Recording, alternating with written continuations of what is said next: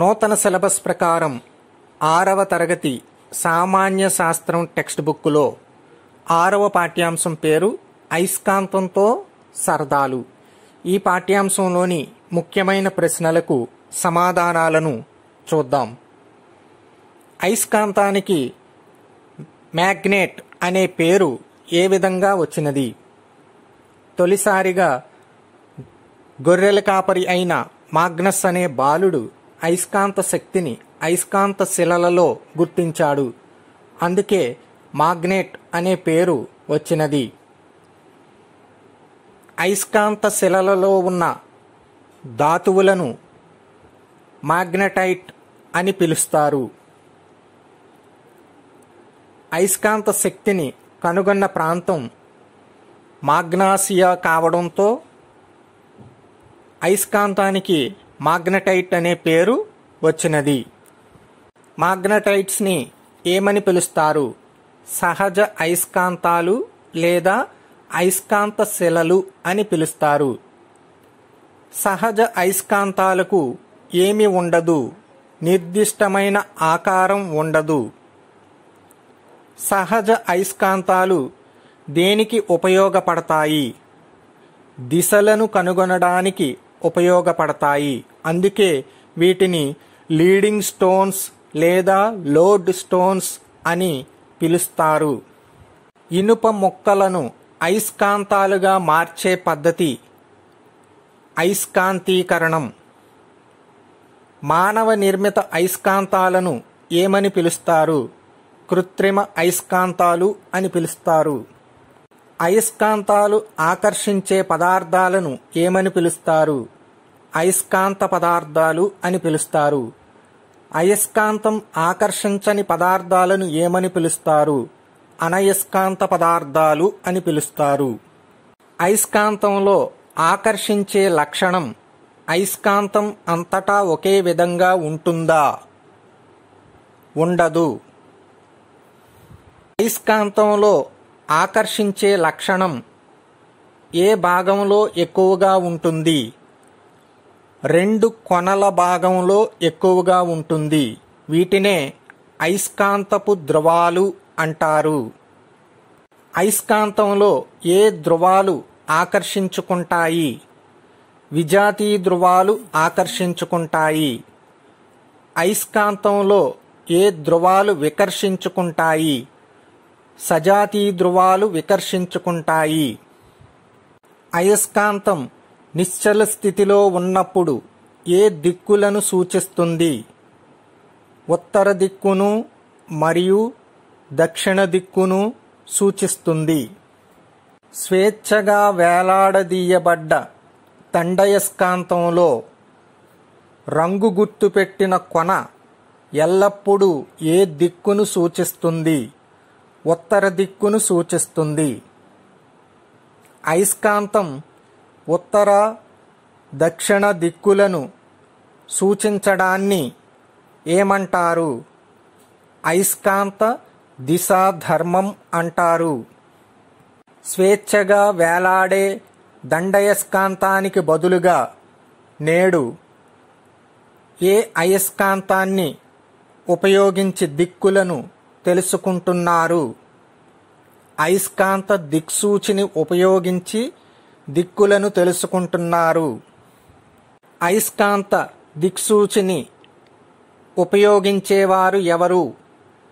వాడలలో ప్రయాణించేవారు, విమానాలలో ప్రయాణించేవారు, పర్వతారోహకులు మరియు మిలిటరీ జవానులు అయస్కాంత దిక్సూచిని ఉపయోగిస్తారు. అయస్కాంతీకరణంలో ఒక మేకుకి అయస్కాంత శక్తిని రప్పించడానికి ఏమి చేయాలి? మేకుపై అయస్కాంతమును పెట్టి ఒకే దిశలో 30 నుండి 40 సార్లు రుద్దాలి. ఇలా రుద్దేటప్పుడు అయస్కాంతాన్ని ఒకే దిశలో ఉంచాలి. ముందుకు వెనుకకు రుద్దరాదు. అయస్కాంత ప్రేరణ అనగానేమి? ఒక అయస్కాంత పదార్థం ఒక అయస్కాంతానికి దగ్గరగా ఉన్నప్పుడు అది కూడా అయస్కాంత లక్షణాన్ని చూపడాన్ని అయస్కాంత ప్రేరణ అంటారు. ఉదాహరణకు, ఒక అయస్కాంతానికి దగ్గరగా ఒక పిన్నీసు ఉన్నప్పుడు అది అయస్కాంత ప్రేరణ పొందుతుంది. అప్పుడు ఆ పిన్నీసుకు దగ్గరగా మరొక గుండె సూదిని ఉంచితే పిన్నీసు గుండె సూదును ఆకర్షిస్తుంది. దీనినే అయస్కాంత ప్రేరణ అని అంటారు. అయస్కాంతం అనగానేమి? ఒక వస్తువును దండయస్కాంతపు ఒక ధ్రువం ఆకర్షించి రెండవ ధ్రువం వికర్షించినట్లయితే దానిని అయస్కాంతం అంటారు. ఒక వస్తువు అయస్కాంత పదార్థంతో తయారైనదని ఎలా చెప్పగలవు? ఒక వస్తువును దండయస్కాంతపు రెండు ధ్రువాలు ఆకర్షించినట్లయితే ఆ వస్తువు అయస్కాంత పదార్థంతో తయారైనదని చెప్పవచ్చును. ఒక వస్తువు అనయస్కాంత పదార్థంతో తయారైనదని ఎలా చెప్పగలవు? ఒక వస్తువును దండయస్కాంతపు రెండు ధ్రువాలు ఆకర్షించడం గాని వికర్షించడం గాని చేయకపోతే ఆ వస్తువు అనయస్కాంత పదార్థంతో తయారైనదని చెప్పవచ్చును. అయస్కాంతాలు వాటి స్వభావాన్ని ఏ విధంగా కోల్పోతాయి?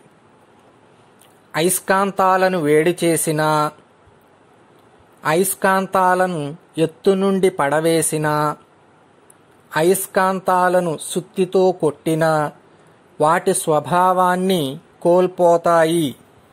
అయస్కాంతాన్ని సెల్ ఫోన్, కంప్యూటర్ మరియు డివిడీల దగ్గరగా ఉంచితే ఏమి జరుగుతుంది? ఆ అయస్కాంతం దాని స్వభావాన్ని కోల్పోతుంది. దండయస్కాంతాన్ని ఏ విధంగా భద్రపరచాలి? దండయస్కాంతాలను భద్రపరిచేటప్పుడు వాటిని జతలుగా వాటి విజాతీ ధ్రువాలు ఒకవైపుకు ఉండేలా ఉంచాలి. ఈ రెండింటి మధ్యలో చెక్క ముక్కను ఉంచాలి. రెండు చివరల మృదువైన ఇనప ముక్కలను ఉంచాలి. గుర్రపు నాడ ఆకారపు అయస్కాంతాన్ని ఏ విధంగా భద్రపరచాలి? గుర్రపు నాడ ఆకారపు అయస్కాంతానికి దాని రెండు ధ్రువాలను కలుపుతూ మృదువైన ఇనప ముక్కను ఉంచి భద్రపరచాలి. అయస్కాంతాలను ఏ ఆకారాలలో తయారు చేస్తారు? దండయస్కాంతం, గుర్రపు నాడ అయస్కాంతం, వలయాకారపు అయస్కాంతం మరియు బెళ్ళ అయస్కాంతం. అయస్కాంత వస్తువులు గాలిలో తేలడానికి గల కారణం? అయస్కాంత వస్తువుల మధ్య ఉండే వికర్షణ. విద్యుత్ అయస్కాంత రైలు ఏ సూత్రంపై పనిచేస్తుంది? విద్యుత్ అయస్కాంత రైలు అయస్కాంత వికర్షణ సూత్రంపై పనిచేస్తుంది.